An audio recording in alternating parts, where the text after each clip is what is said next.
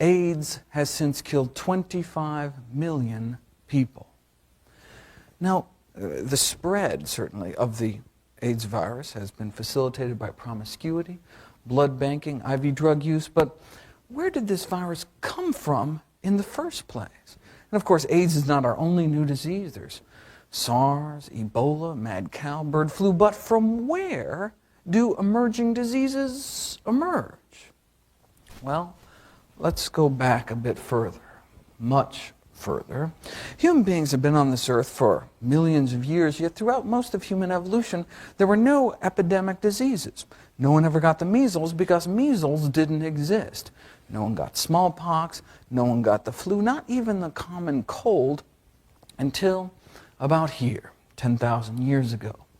Medical anthropologists have identified 3 major periods of disease since the beginning of human evolution, and the first started just 10,000 years ago with the domestication of animals. When we brought animals into the barnyard, they brought their diseases with them. When we domesticated cows and sheep, for example, we also domesticated their rinderpest virus, which turned into human measles, now thought of as a relatively benign disease. Over the last 150 years, measles has killed 200 million people. And in a sense, all those deaths can ultimately be traced back just a few hundred generations to the taming of the first cattle. Smallpox likely came from camel pox. We domesticated pigs and got whooping cough. We domesticated chickens, and we got typhoid fever and typhoid Mary, and domesticated ducks and got influenza. Before the domestication of ducks, likely no one ever got the flu. Leprosy likely came from water buffalo, and the common cold from horses. How often did wild horses have the opportunity to sneeze into humanity's collective face until they were broken and bridled? Right? Until then, the common cold was presumably only common to them. In his Pulitzer Prize-winning book, Guns, Germs, and Steel, Professor Diamond tried to explain why the diseases of the landing Europeans wiped out up to 95% of the Native Americans and not the other way around.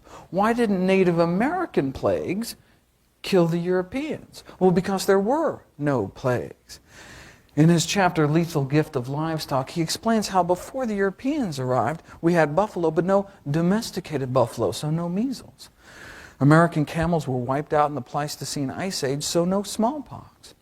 No pigs, so no pertussis, no chickens, so no typhoid. So while people were dying by the millions of killer scourges in Europe and Asia, none were dying with diseases in the so-called New World because there weren't essentially farm animals to domesticate. There wasn't this spillover of animal disease.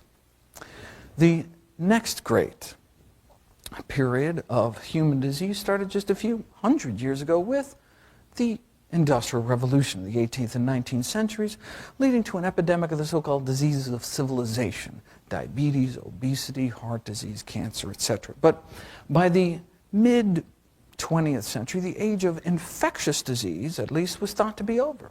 We had penicillin. We conquered polio, eradicated smallpox.